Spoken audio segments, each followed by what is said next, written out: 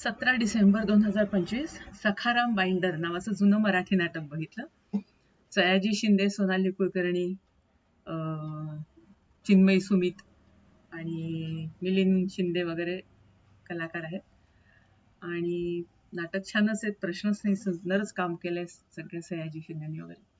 तर सयाजी शिंदे सखाराम बाइंडर असतो, म्हणजे सखाराम असतो तो त्याचं नाव. आणि तो प्रिंटिंग प्रेसमध्ये कामाला असतो, म्हणून तो म्हणजे बाइंडिंगचं काम म्हणून त्याचं नाव सखाराम बाइंडर.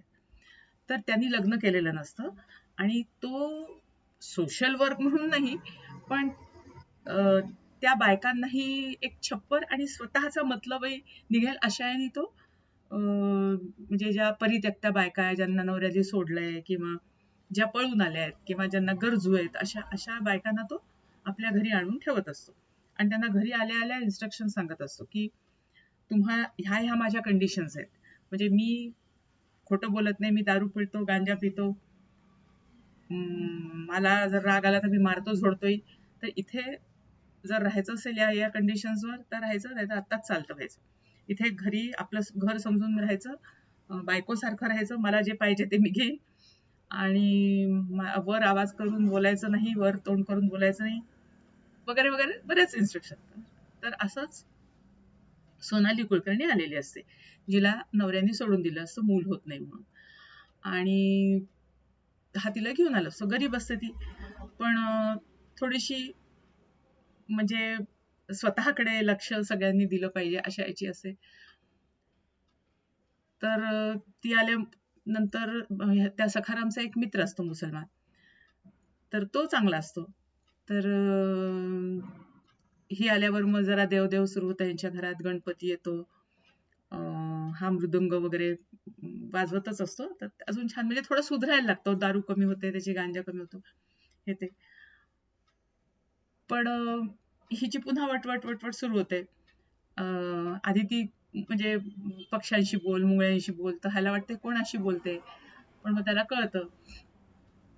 पण मग नंतर ती म्हणते की माझ्यासारखी आहे म्हणूनच इथे राहिली, टिकली, दुसरी असती तर चालायला लागली असती, माझा भाऊ आहे मी त्याच्याकडे निघून जाते वगैरे. तर एकदा त्याचं डोकं असंच खराब होते, तो जा निघून, मी तुला सोडून येतो तिच्याकडे. तर तो तिच्या भावाकडे त्याला सोडून येतो. आता याला तर गरज असते, तर असंच त्याला कळतं की एक फौजदार आहे जो काही हे नाही, नुसता दारू पितून पडला राहतो, तर त्याची बायको त्याला सोडून येणार आहे.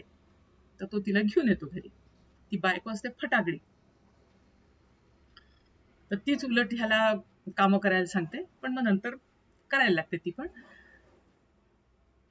तर आधी ती हात लावू द्यायला तयार नसते सखारामला, पण सखाराम तिला दारू पाजून तयार करतो, सकाळ संध्याकाळ दारू पाजून शरीर सुखा करता तो मग तिच्यावर एकदम खूप जास्ती अवलंबून असतो.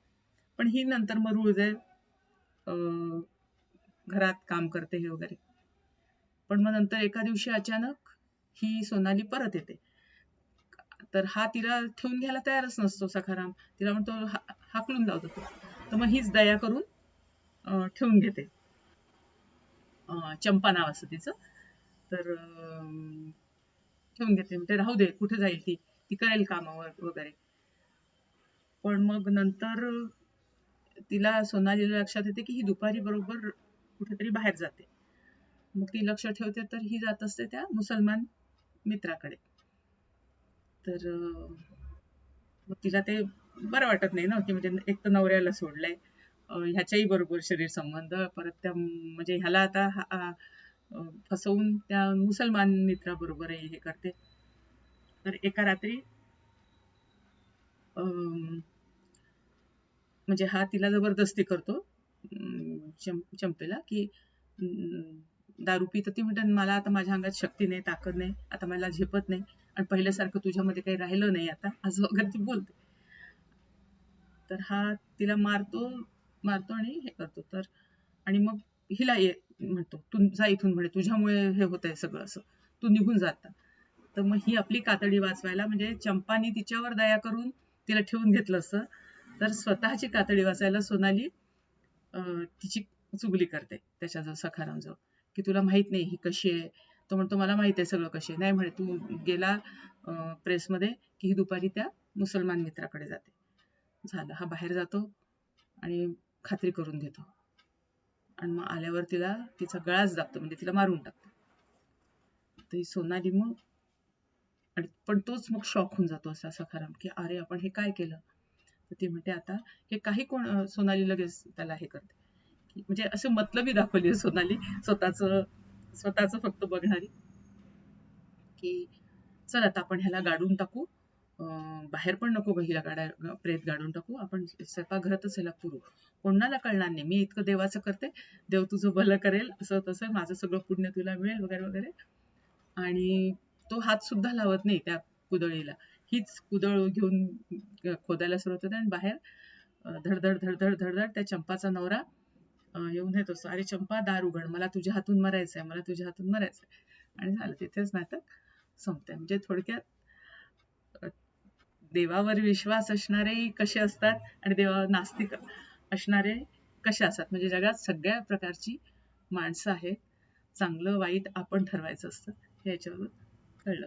पण सुंदर आहे नाटक, छान आहे बघण्यासाठी.